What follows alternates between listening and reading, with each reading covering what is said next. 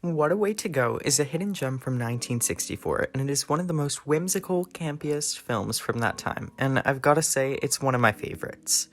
The costumes, the dancing, the cinematography, it is all incredible.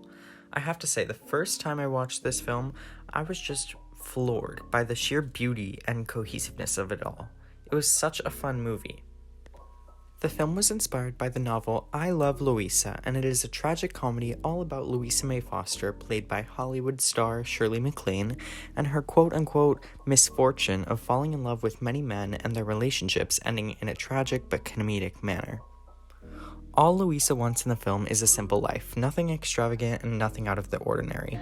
All I ever wanted was to lead a simple life, with one man to love and to love me. But that is the exact opposite of the predicament she finds herself in throughout the film. Her first husband, small business owner Leonard Crawley, who turns into a millionaire overnight. He dies from working too hard. Next husband, small American painter living in Paris, Larry Flint, who becomes instantly successful with his art and dies from a fatal machine flaw. Next husband, Rob Anderson Jr., a business tycoon who Louisa convinces to sell everything and retire to a small farm, where he dies after getting comedically hurled out of a barn by a bull.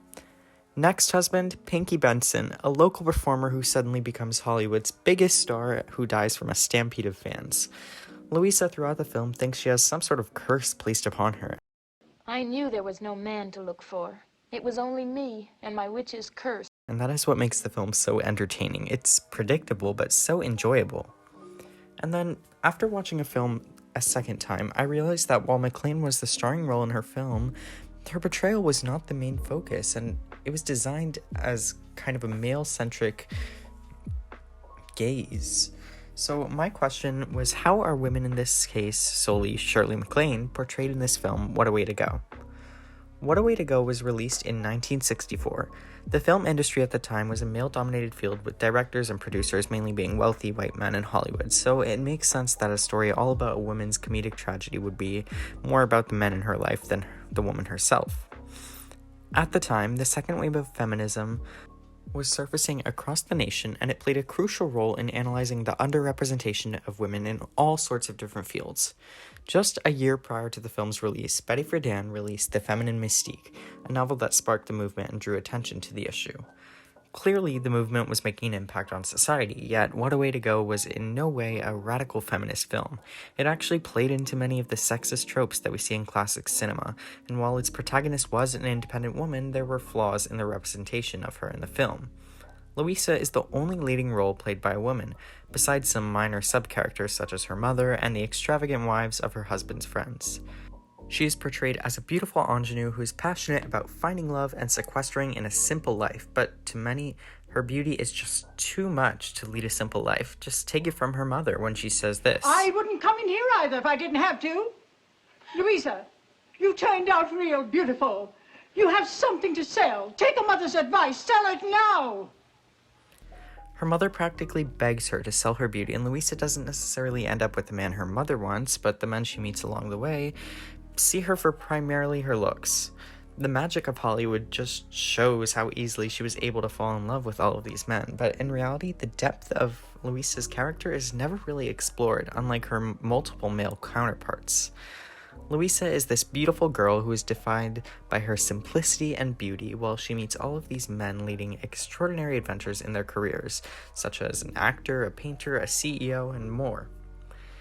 At the time, it was typical for women to not be in the workforce, and Louisa enthusiastically embraces her stay-at-home position in all of the marriages, yet it still doesn't let the audience get to know her true character and connect with her. Her mannerisms stay the same from the beginning to the end of the film, and her story arc is basically just what happens to the men around her.